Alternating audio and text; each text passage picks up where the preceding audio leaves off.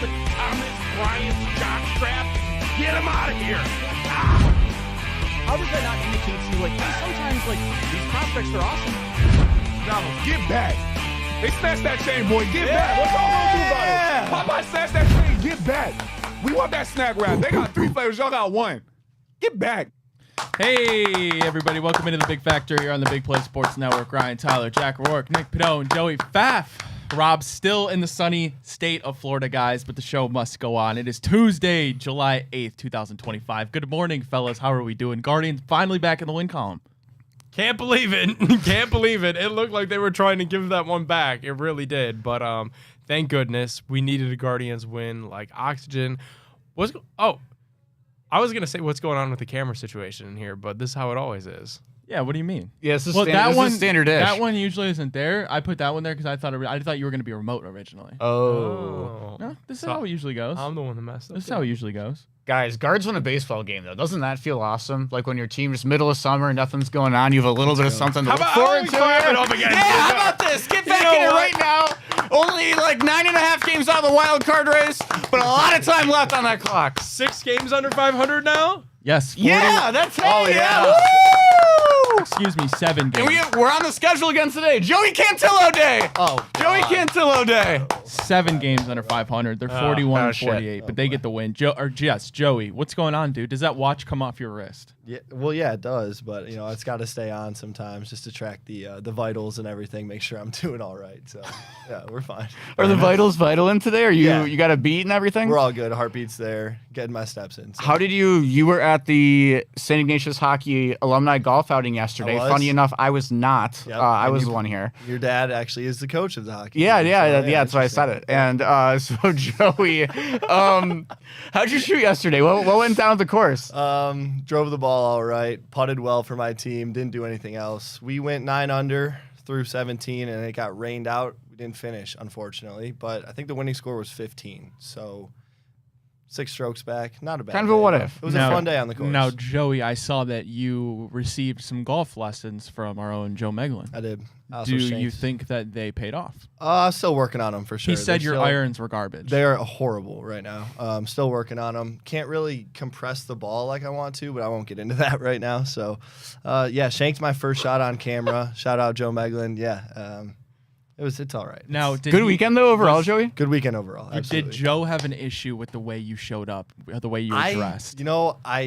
He said he did. I didn't know there was a particular dress code there, but I don't know what Jack wore, but I thought my outfit and my attire was okay because I was going right to work after, but, you know, he seemed to have a little bit of an issue with it. Sorry, Joe. Jack, you also received lessons from our own Joe Meglin, Yeah. who's host of Teed Off here on the Big Play Network. Yes. How did that go for you? It was great. You know, I'm in a much different stage than Joey. Like, I think with Joey, like, Joey's a funny, nice guy, but he's a better golfer. So you can kind of rip into him a little bit, like, get going with him. Like, I suck at golf, and I'm not really going to talk back because I'm a bitch. So, like, there wasn't, like, much he was going to just, like, say, you know? Like, we were just going to, like, it's kind of just going to be, like, I was going to hit it 5 feet, and he's going to say, good job, buddy, and then that was going to be it. So Ryan, it wasn't a ton. I need the hoo-ha key real quick. Who? Thanks. Who was that for? Who did we just who? Just for Jack. Oh, okay. Yeah, Jack, you are a who. Ouch. All right, What guys. does that mean? It just means you're a who. I don't know what it means. To be honest Ouch. with you. No, I don't think it's a bad thing. Okay. It's better than being a I'm what. going to take my light with that. No taking Or a Snapchat how. videos Yeah, during or the a show how. over there. Yeah, gee. Yeah. Taking a picture. Yeah, Tidy we're it up a little etiquette. bit. If I was your got social etiquette. studies teacher, you'd be You screwed. just got who? I mean, he's my got bad, my he's bad, got his my phone bad. up here. Thanks for not gonna know. My bad. All right, you guys want to actually talk some baseball? Guy gets to Yes, fill on the yes. factor for one day. Well, the Guardians finally get back in the win column after 10 straight losses. They beat the Astros 7-5. Jose Ramirez goes yard in this one, a 3-run shot. David Fry, a 9th-inning home run to top it off for the victory, 7-5. Tanner Bibee goes 4 2/3, 4 hits, 4 earned runs, 1 walk, 3 Ks. Matt Festa, 1 earned run and 1 1/3 innings pitch, and then Sewald, Gaddis, and Clase go 3 innings, no score. Baseball. It feels good to be back in the win column. Now, does this mean much for our Guardians moving forward? No, but I suppose it's better than losing 11 straight games, Jack. Yeah, there's lots to talk about. Do you want to start with Bibee? Because, Sure. Nick, you had a great tweet that actually made my night. So Tanner Bibee had a great start to the game, actually. I believe he didn't allow a hit for a couple of innings. And then you get to that inning where everything just kind of compiles and falls apart. That's the home run though to make it the fourth run. Who hit it? I forget. I forgot. I don't even remember. Isak Paredes, I believe, Yes. hit the home run to make tie it. it, yeah, 4-4 at the time. That was like Jorge Soler's home run in the 2019 World Series. That was a fucking piss missile, like deep into the Crawford boxes. Like that was just like you tweeted Meatball Nick, and that was like just the most like that was like. You don't go up and down fast enough in the show on the meter, and you leave that puppy square down the middle. That's gonna happen sometimes. Yeah, I mean that was like a batting practice, Right? Like that was like you kind of like you're sitting there and you move a little bit, like you kind of think you might get that was whew. But guess what? Who do we have to replace him? You know, we got a bunch of good relievers. Like we got Cade Smith, right? We got Hunter Gaddis, Emmanuel Clase, Tim Herron. We got all these dogs, right? Luke Gable's dogs. Matt Festa back in the game. And what does Matt Festa do? What he does best, Jack. What'd he do? Gives up runs. And it's always a high fastball right on the inside part of the plate. Every single left-handed hitter's favorite pitch in the whole entire world. But don't worry, guys. Brian Rocchio is here to save the day, guys. We missed him. It'd been a while. The professor class is back in session. But like on a serious note, guys, like this might have been the best day of Brian Rocchio's career in terms of like having any potential of being an everyday player on a major league roster at any point in time. If you can be an okay glove, not messing up in the field a whole bunch as a 9-hitter who can bunt, move runners into scoring position, turn the order over a little bit, took a pitch where it was thrown to him on the inside part of the plate, put it over the third baseman's head. Like, was it pretty? No. Was it the hardest ball he's going to hit this year? Actually, maybe, to be honest, but hopefully no. But hey, he got it done. Like, I mean, that was like, you need guys like Rocchio to break a streak like that. Like, it's funny enough. It is going to be Jose. He had the 3-run homer. We can talk about him enough, but I mean, he almost had 2 homers, had the double as well. He's friggin' awesome. It's nice to see 8 different players with a hit in this one. Jose Ramirez had 2 hits. Bo Naylor had 2 hits. And then you mentioned Rocchio goes 1 for 2 with a few sacrifice bunts. Sticks are back. Hopefully, this is a sign of things to come. I don't remember the last time the Guardians scored 7 runs in a game. But they're going to need to do that a lot if they want to come back for the wild card. The quickest way to like extinguish that probably right now in the American League is facing Hunter Brown. And the good news is the Cleveland Guardians face Hunter Brown tonight. So we're going to learn a whole lot more about where this offense is at. But yeah, there were some good signs, I thought. I don't know. Like it's like at this point where just winning a baseball game again just kind of feels really, really fun, doesn't it? Like it's just been so long. And what do you guys think about? I don't know. I hate to say it out loud. Okay. I'm gonna go with it. Okay.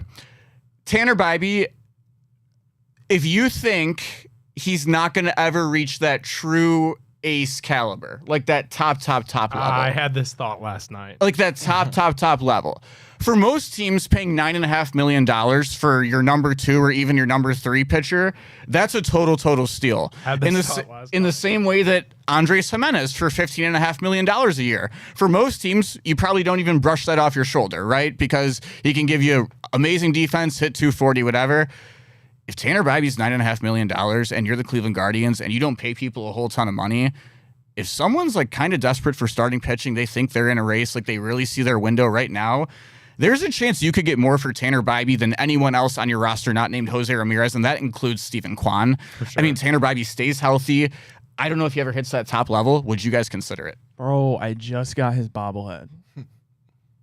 Sorry, fuck. Never mind. All right. Yeah. The thing with that is, Jack, like I did have the same exact thought last night, because if he's just never going to be an ace, we've seen this organization escape players that they maybe committed to a little bit early, and they would have an opportunity to do this. I think the issue here, though, is if you trade Tanner Bibee, who else is even coming through the pipeline that could be even close to what Tanner is present day? And I don't think Tanner Bibee's great, by any stretch. On a good team, Tanner Bibee's your second or third best starting pitcher. No, you're right. You need at least But there's not with like the void of any other guy that has any sort of semblance of being a top end ace is just non-existent. Like there's that guy doesn't exist right now. I agree and disagree with you so much at the same time, which is part of all of this stuff. Like, I don't know. Like, you're right because you have to have someone who can at least go out there and give you 5 to 6 innings because you can't just have your bullpen go out and throw 7 innings every single night, 7 days a week for the rest of the season. All their arms will fall off and you can't use them next year. But it's also like with the lack of pure talent right now in terms of depth in the minors for starting pitching and really the lack of what is behind Gavin Williams even in the majors right now, there's a chance that Tanner Bibee and this is if like you continue down this stretch where you're 10 games out of a wild card spot at the deadline. Like obviously if you're anywhere near competing for a playoff spot, you don't trade Tanner Bibee. He's your best pitcher. But like there's a chance that Tanner Bibee with his current contract is the most value that you'll have to trade a starting pitcher in the next like 7 to 8 years. So I think anytime that's the case, you got to at least think about it. Well, not a great chance, but a chance nonetheless. 5.8% chance they give the Guardians to make the playoffs as of today. Number 22 in the new MLB power rankings. Jack, before we get to a break, David Fry did go yard. You have some thoughts on David Fry as well as stock down for Will Wilson, but he did get a hit last night. Yeah, sorry to the right-handed hitters coming back at them here. David Fry, this has just always been a David Fry thing. Like, I was never a huge David Fry guy, to be honest, even last year. Like, all-star appearance, I'm not going to deny the fact that he was an all-star. You won't say I this do when Rob's accept here, his though. all-star appearance. I do acknowledge it. But he sucks. Like, the thing about him is, like, he takes, like... Easy. No, Notice dude, how Jack won't say it when Rob's here. Yeah, that's a shot too. The guy was an all-star last year. I can't. I mean, just he hit think- 9 home runs at a position where, like, the 4 guys who are actually good were injured. Like, Yeah, but I can't someone just throw simply out had that to make he the all. sucks. Like, I don't think he's. Kyle Manzardo has 9 home runs and he's nowhere near an all-star. You know, like he was a prisoner of the moment in terms of the exact things needing to happen to be an all-star. But like he takes like 9 just awful swings a game. But then there's that one time a week where he just hits the ball 900 feet and it's the coolest thing in the world. But enough of him. Roll the tape on Will Wilson. So what's wrong with this, Jack? Walk us through it. All right, so pitch coming in here. It's gonna come a little bit. Oh! Wow. That pitch, Ryan, lands about a foot above the strike zone. Bro, it's some chin music. I swing at that too. And you're not in the major leagues. That, like, I'm done with his at-bats, guys. Like, the fact that Juan Brito is killing the ball in But look Columbus at right that now, he's follow-through. healthy Looks like again. he just yacked one 400 yards. What? 400 yards. 450 feet with that follow-through. Yeah, no, yeah, look at him right there. Yeah, no, you would think right there, that is like the hold Barry Bonds did when he hit 709 or whatever it is. Like, he genuinely thought, like, boom, that, like, I just don't get how you swing at a pitch that far above the zone, and just, like, that's how you end up at it, too. Like, I don't... Joey, you're an avid co-op player as well, I know. I'm sure you've played co-op after a couple of beers before. Yeah. Is your plate discipline, does it ever even come close to that? Yeah. Oh, so you do get that bad? Yeah. Yeah, I so- mean, maybe he was sitting high fastball, Jack. He was PCI was through the fucking roof. Yeah. No, it's just not a good swing though. Get him out of here though, seriously. All right, so are we back on the Guardians after 1 victory in 11 games? You know, the Browns don't start training camp for how much longer, Nick? Like 2 weeks. The Cavs haven't traded anyone in the core 4, so I think until they lose 3 games in a row, we have no choice but to. All right, fair enough. Well, let's take our first break. Done with baseball for the day. When we get back, NBA wraparound. Kevin Love bought out. Could he make a return to the Cavaliers? I'll ask them if they think that's a good idea.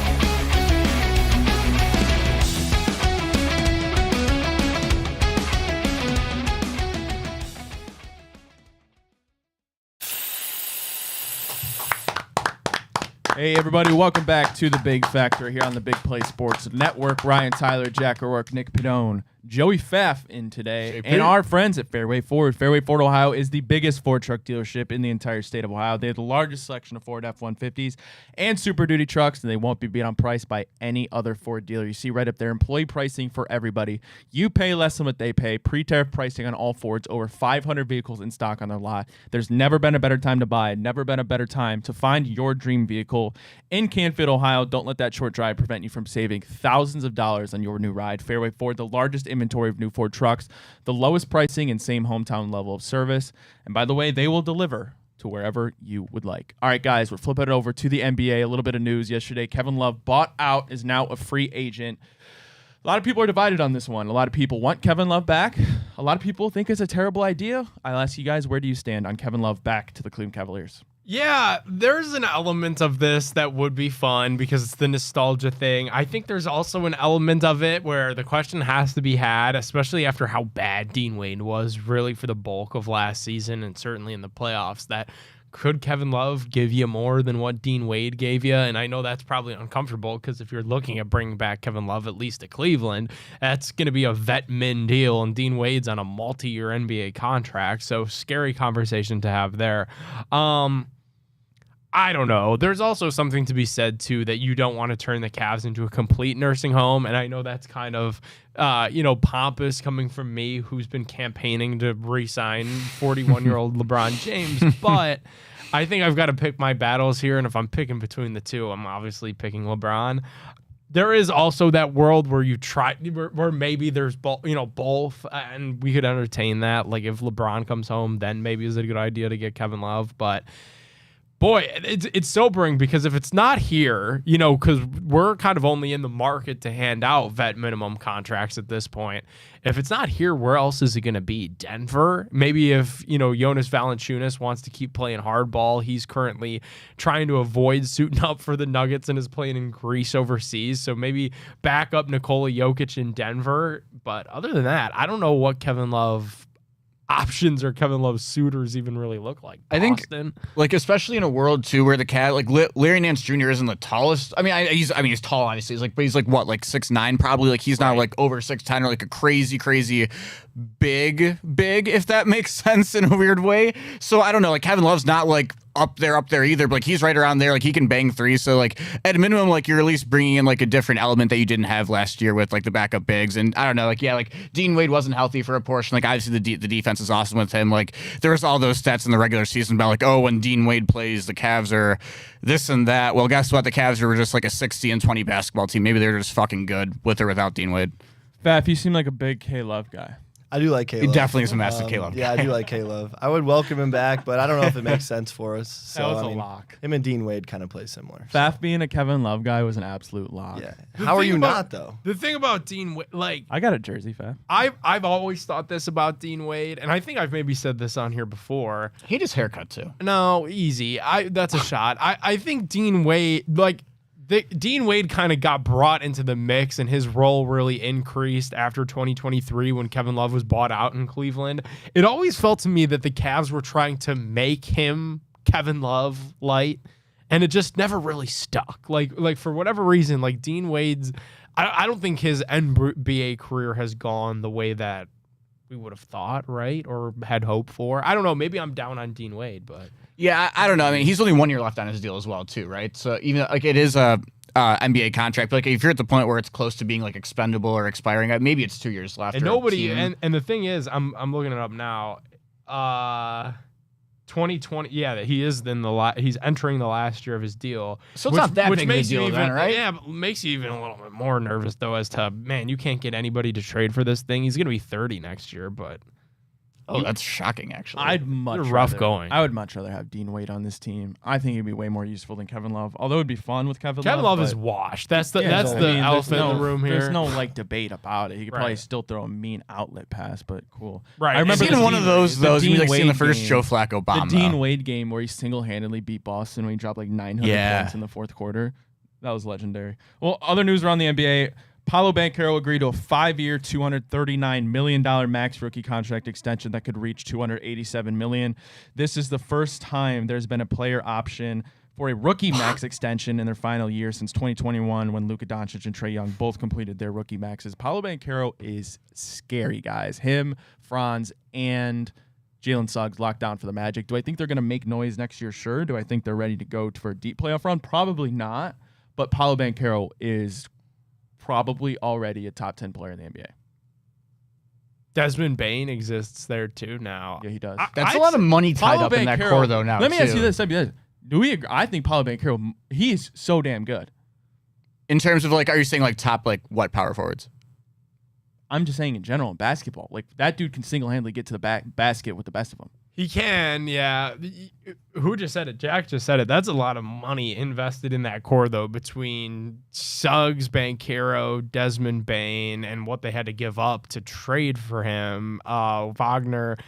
Like, that is an expensive group. But now with how the NBA is, like, if you're an Orlando Magic fan, like, their expectations have to be sky high, have to be higher than what they've been the last couple of seasons where, you know, you've kind of just petered around in the first round. Like, yeah, I think that's, Ryan, the next step where Banchero could certainly cement himself as a top 10 player, is having some of that playoff success. 25.9 points, 7.5 rebounds, 4.8 assists. He's 22 years old, only the 8th player in NBA history to average at least 25, 7, and 4 at age 22 or younger. Joins Tracy McGrady, Shaq as the only Magic players to do that. Yeah, I mean, he's really good. No, he is, and there's kind of two ways to look at it for the Magic. Like, when you have this young guy, you do the right thing, you extend him, and you need to find a way to build around him, right? And obviously you have Wagner and some incredible pieces on that team.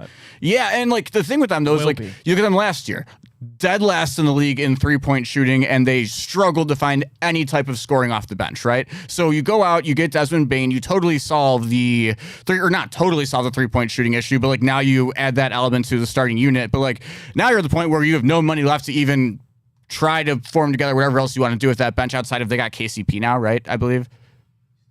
He's still there, yeah. So like, I mean, I don't know.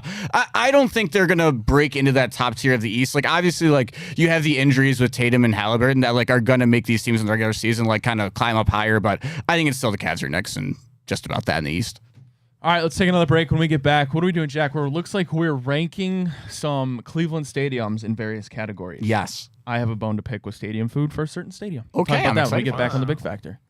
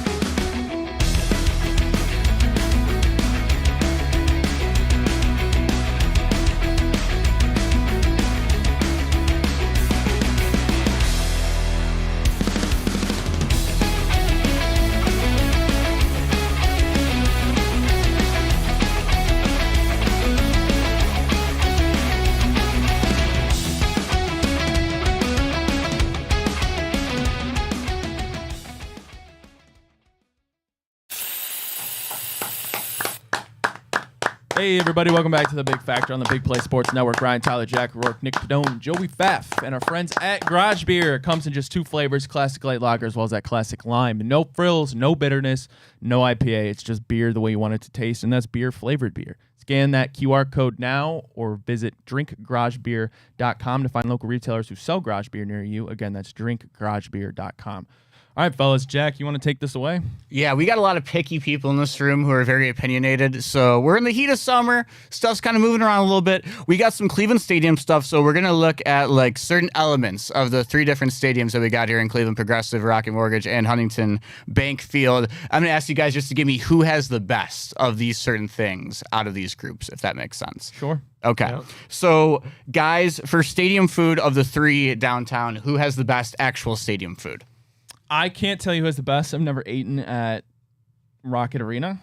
Actually, I've never eaten food there. I ate at Progressive Field, which is, of course, notorious for good food, but Brown's dead last. I paid $15, which it's like whatever, that's the normal stadium food for nachos. And I'm like, you know what, these are probably going to be pretty good. It was kettle chips, first of all. Big L, that's not nachos.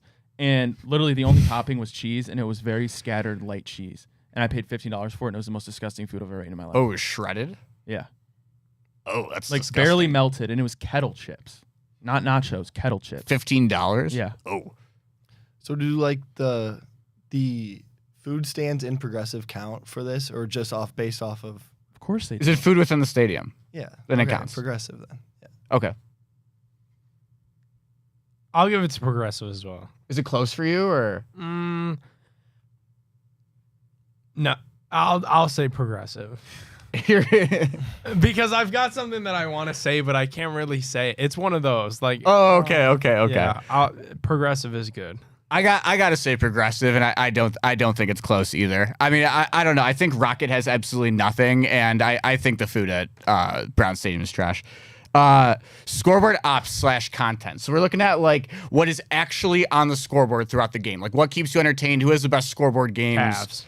Cavs. I agree too. I think it's Yeah. Cavs across the board. That's easy. Yeah, I like go what the Cavs. Browns do. I guess I'll go Cavs with you guys though.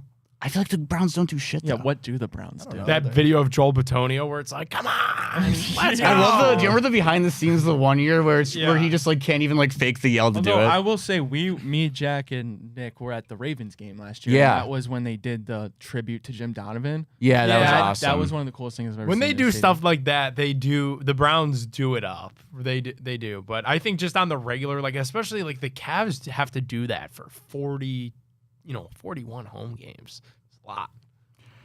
Okay, guys. This one, the third one might be more fun than the first one. Cleanliness. What's the cleanest and the least clean to go in for you I guys? think the Brown Stadium got to be the least clean. Yeah, and I'm not Stadium even least sure clean. that's necessarily their fault.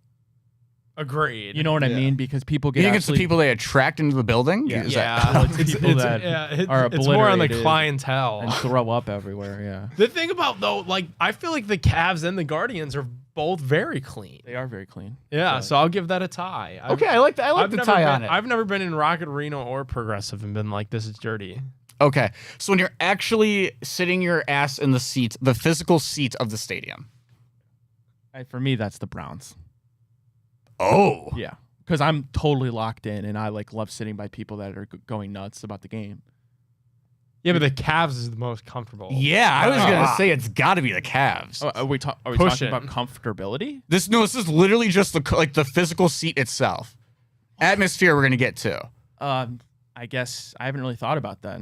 Like butt comfort? Well, now, yeah, like Yeah, butt butt comfort. comfort. Where do you feel Cavs. most comfortable? For sure, Cavs. Yeah, Probably, right? Yeah, sure, Cavs. Progressive might be last. Those things, even the new ones, feel like just like plastic. Dude, you gotta just give it constant, You got to move to the side, and it's like, Yeah. oh, we have one hit, so now I'm just moving and getting look at the scoreboard. Don't want to be here anymore. Okay, the crowd itself. So this is the.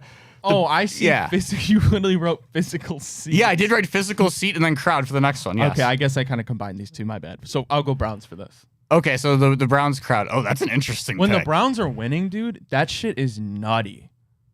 That's just an interesting crowd. Joey? I This is guess such a I fit in. hard- I fit in more with the This is Browns a crowd than really I do hard Guardians question. or It is a hard in my question. Blues opinion. crowd.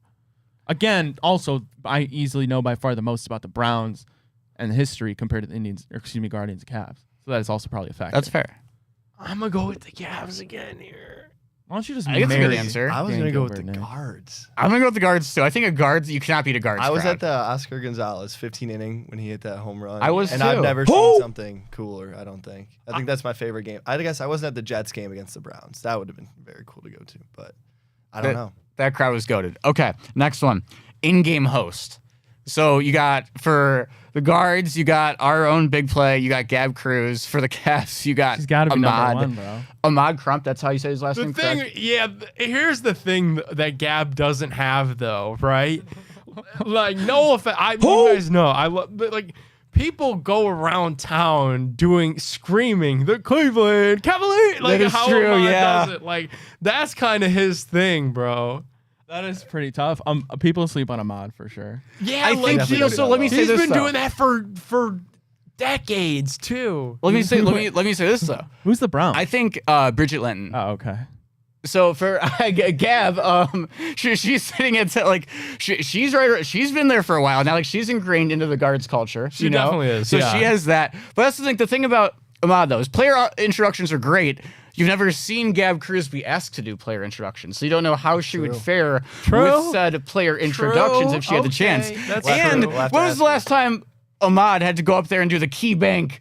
Which one is it in? They don't do games really, do they? I feel like they do like the bowling at halftime. In fact, they do that same exact Deal or No Deal game. Oh, do they? I'm pretty okay. sure. Never mind that. Are we sleeping on the in-game host for the Lake County Captains, our own Liv Sharp? That is true. That is true. Getting the wrist up with Shadur. Yeah, Big Play's got a little farm system. Yeah, we got for Nice. on-field hosts. We do. The next one on the list is aesthetics/view. That's probably progressive. Yeah. You'd be a moron to not pick progressive here. Yeah. But imagine if I think like PNC Park's view. Yeah. Yeah. But we're comparing it that's to the dog shit on the lake and a thing that's indoors. Yeah. No, it's 100% progressive field. But it's hard to beat a baseball field aesthetic. Yeah. Right. No, that is true. That is very true. I don't know, first week NFL season, if I had like a seat all the way at the top, just like being able to look at everyone, I think that'd be pretty cool. That would be a cool view. But yeah, I'll give it to progressive, I guess. Okay, giveaways. That's probably going to progressive as well, right? Because like the Browns don't really do much of anything. They don't have to. The It's Cavs, definitely progressive. you could get a couple of bobbleheads and a couple like fun hat nights and stuff. But the Guardians like get in their bag. yeah, for it's the definitely promos. progressive field. I was actually going to go against the guards for once on this one. I think the guards always have promotions, but I think they sometimes like lose sight of quality and quantity. You know, I think they just like throw out a bunch of promotions, and they go like first 5,000, first 10,000. Like no one in the building's like always getting it. Like the Cavs, I don't know. I feel like the Cavs like always the quality of the actual material of what it is really good compared to what it is at progressive, and I feel like everyone always gets one. So those are two elements that are big in my head. Here's the thing with again, wow, this is gonna sound soapbox take from me. I'm not really giveaway guy anymore. You know, Yeah, like, I don't really care. Like even if I'm going to a guards game where there is a giveaway, if I get it, it's like sure, cool.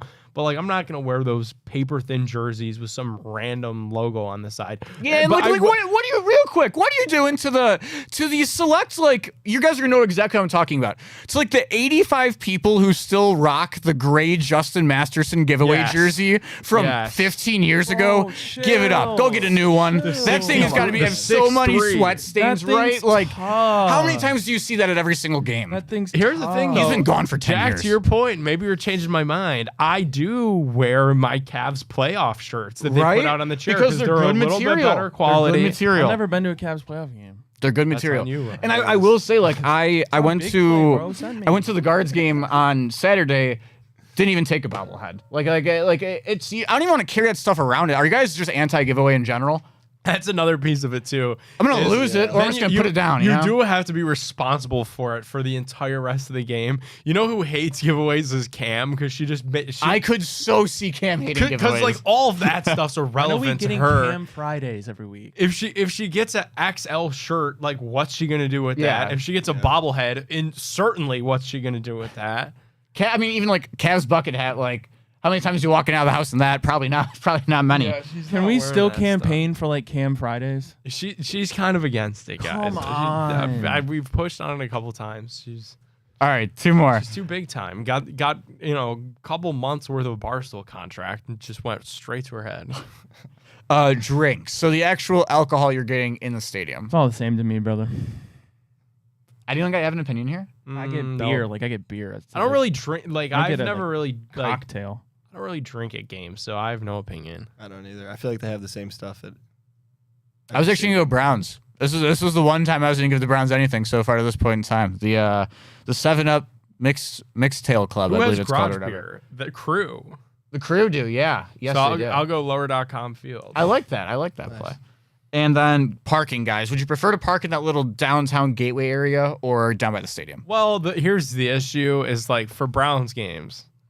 We got Burke. That is true. Yeah. Yeah, like come on. If we didn't have Burke, if we theoretically did not have Burke, But we do. I used to work in the Terminal Tower, and I had a Tower City pass.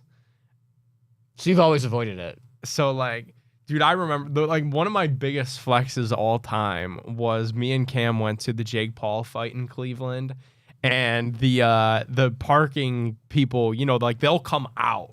to get your money. So there will be 3 or 4 cars deep, but they'll come out. It was $100 to park in Tower City.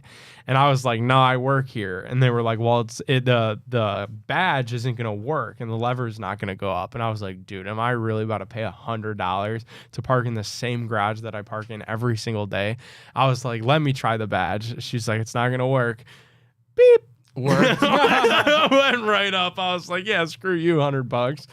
Went right in. I guess I'm in the Browns. I like walking to the stadium. Okay, yeah, you like in the little. I do enjoy the walk. That's like as your fan, like your mental you're marching to the like stadium. we're going to That's war. an unpopular you're all opinion just out of like you yeah, guys. That's that. It'll be very different in Brook Park. That big long walk will be gone because there could be a long walk. It's gonna be a lot of parking. Yeah, it's just gonna suck. So who do we think won? Yeah, we should have kept score. Probably, Yeah. I I feel think like the guards. Guards, it has Guards, to, the right? Guards, Won. Cavs, And who's third? Browns. Yeah. Probably. This is how it goes. All right, let's take a break. When we get back, 15 years ago, LeBron James decided to take his talents to South Beach in pursuit of his first NBA championship, and the rest is history. We'll talk about that when we get back on The Big Factor.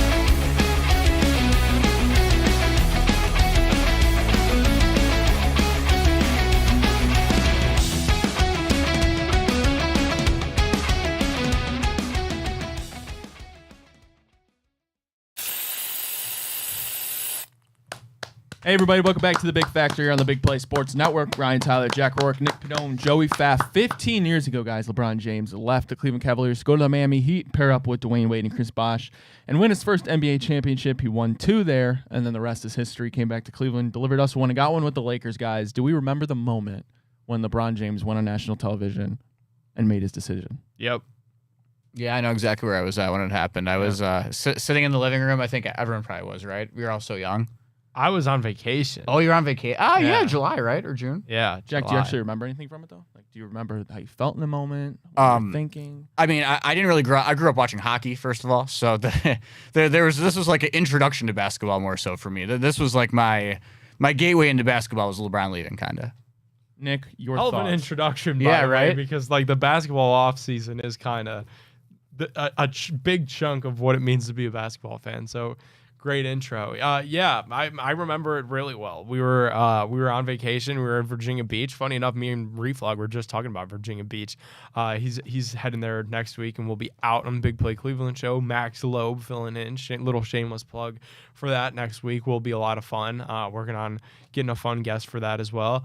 But yeah, we were just in the hotel room. I remember kind of thinking all day, like, you know, I think they had already gotten, or there were rumors about like the Wade, Bosh, LeBron thing, and that's what they were trying to put in motion. So there were plenty of rumors out there throughout the day, and I kind of had braced myself that later that day he was probably going to leave and go to the Miami Heat. I think there was a piece of me, like everybody, that was holding on to a little bit of a sliver of hope that like you can't really get on national TV and leave, right? Like if you're doing this whole big production, like it's going to be that you're coming back and it's going to be some joyous thing with the Boys and Girls Club there. How about Donovan Mitchell was in the audience, is like always a crazy layer to this whole story and kind of the whole Cavs lore. Yeah, Donovan was one of the kids in the audience at the decision. So wow. What a bizarre day in Cleveland sports history, really looking back at it. Joey, do you remember it? I don't remember where I was, no, but I was. Do you sick. I remember was what you 6 at had the for time. breakfast? Today? Yeah. Nothing yet. Oh, dude. Do you have any early anticipations on what you'll be eating for lunch? No, we can Chick-fil-A. discuss later. I haven't had Chick-fil-A. Cleveland State Chick-fil-A. All right, Okay. sounds good. Yeah, kind of crazy. I don't remember it at all, to be honest with you. I would have been What's 24 minus 15, guys? 9? 9. 9. I would have been 9 years old. Yeah. Like, I wasn't that heavy into basketball. I knew about LeBron, but I didn't really understand the implications of the decision at the time. And it's crazy to think about. I don't remember an event since then that, like, somebody's gone on national television. That many people were keyed in just to see where a guy's going to go play a sport. Well, I think that's because it kind of served as a cautionary tale on what to never, ever do that again. Yeah. That's So, what... Actually, real quick. I mean, just like, not to do. Again, just like I know he won us a championship and going back, just like going back a little bit, like do we just know before what he's an his asshole. goals were with that? What people were telling him? Let's make this a TV event. And if he wasn't making money too, if it was for charity, No, it was for charity. Like that was kind of the. Not kind of. That was certainly the criticism behind it, right? Was like, how do you get on? And that's what made him such a villain that first year and really his entire time with the Miami Heat, because it was like, you really got on national TV and dragged. It was an hour-long production before that clip that everybody knows where he says that he's taking his talents to South Beach. It was an hour-long, 60-minute style sit-down interview before they worked up to that point where ultimately he let out that he was leaving the Cavs for the Lakers. So that was the criticism of it, was you really just did an entire produced live hour-long TV hit in the middle of, I think it was New York. It was in New York at the Boys and Girls Club, just to leave Cleveland, not for New York, because that was another option. Like, Knicks fans thought that he was in New York, he could be going to the Knicks, or just going back to the Cavs. And then Miami really came up as the wild card third suitor because they were able to assemble Wade, Bosh, and LeBron all together. And boy, yeah, like the decision itself had national scrutiny and criticism behind it. Like, nationally, people were certainly siding with Cleveland for the most part. There was a little bit of, well, what'd you think? Like, you guys didn't do anything with him, for the entire how many ever years he was here before he left. But yeah, that event as a whole was the cause of a lot of criticism, and really kind of remains the one true like blemish on LeBron's career. Because like with Jordan, like he had a bunch of early like. LeBron, it was instant playoff success. Like when he arrived into the league, like the Cavs were going on not just to the playoffs, but playoff runs in kind of short order. And he was the guy that was dragging them there. Where Jordan, like it took him until he got Pippen and Rodman to have any sort of playoff success and to be able to make a finals and ultimately win every finals that he went to. But that was the blemish on LeBron's career early, was that like, that was like a dirty thing to have done. Wasn't there also like Amari Stoudemire rumors that summer too? Like I know like the big three ended up going together and stuff, but like wasn't there like he could have been in it had already gotten stomped out because like Amari Stoudemire should have come to Cleveland. That was the trade that fell apart, that candidly I think the Cavs got like too concerned to make because they didn't have a commitment from LeBron. But that's what they needed to do, was pair LeBron and Amari Stoudemire together in Cleveland at that deadline. And I believe the story goes like they didn't want to get rid of J.J. Hickson, was like the one piece that broke down that entire trade. But yeah, there was like, it should have happened that Amari Stoudemire should have been, second fiddle to LeBron in Cleveland for that last season to try to make a serious push to the finals. What do you say we end this bad boy watching a good old-fashioned golf course fight, guys? Let's do it. Let's do it. They've been sitting there for fucking 23 minutes. Well, cry about it. Fucking cry about it. I'm going to. Fucking cry about it. Fucking you fucking pussy. Some good accents here. Fucking cry about it. Oh, here's I don't give a fuck. There goes our money. Good. Let's fucking go, man. Buddy. Oh. No, I'm not filming this. I'm not stopping. No, I'm not stopping. He's 10 toes down. Get off the ground. Let's fucking go now. Like, pack up. Go now. Go. I wish it didn't have music in there, because I feel like now I can't really hear what they're saying. Yeah. Come on, man. Hey. Damn near. Hey. Off to good start, buddy. I fucking told you. You want to know? You want one too? I got it all in the record. Look at him crawling out though. I got it all in the Like a little alligator. You thought he was mad before. He's still. Oh, he's still. Go, guys. Because I think the guy in the purple shirt with the pattern is just hammering. Yeah, like look at him. He's just eating those. Yeah, he was doing anything. He could just get a hit on him, and he couldn't even do it. I mean, that's like when the Kansas football team played Baker and they didn't shake his hand and like just trying to like, hype him up and present themselves bigger than they were, and then Fuck out of here! It's not okay. This music is so loud. Gotta fucking get moving. I said stop looking like an idiot. Also, Get outta don't here. do this on camera. Like a disclaimer to the people out like that, because now that's an assault case, like on camera, which is phenomenally dumb. wait, the other guy? I mean, probably both, to be honest. Don't get in fights, guys. World Yeah, peace. that's just ridiculous. But like, I don't know. Once you got to call that once you go in the water. Like if you're dripping coming out, you can't get back I don't in there know and how try we and get in the kept getting fight. back up, Right, Jack? Joey? Like I you don't- can't. You gotta know when to call You it. just took 3 punches without even trying to throw one back. Yeah. So it's like almost you're trying to take these punches. He was the for- one that kind of started it too. Like Yeah. he was like Oh, he menacing- objectively he started was like it, yeah. menacingly standing there. He for stalked how him, dude. He long. tried to get big on him. Yeah. All right, we're out of What a time, wild guys. video that Shout was. out to Garage Beer. Shout out to Fairway Ford. We'll be back tomorrow. Same people, same time. Peace out.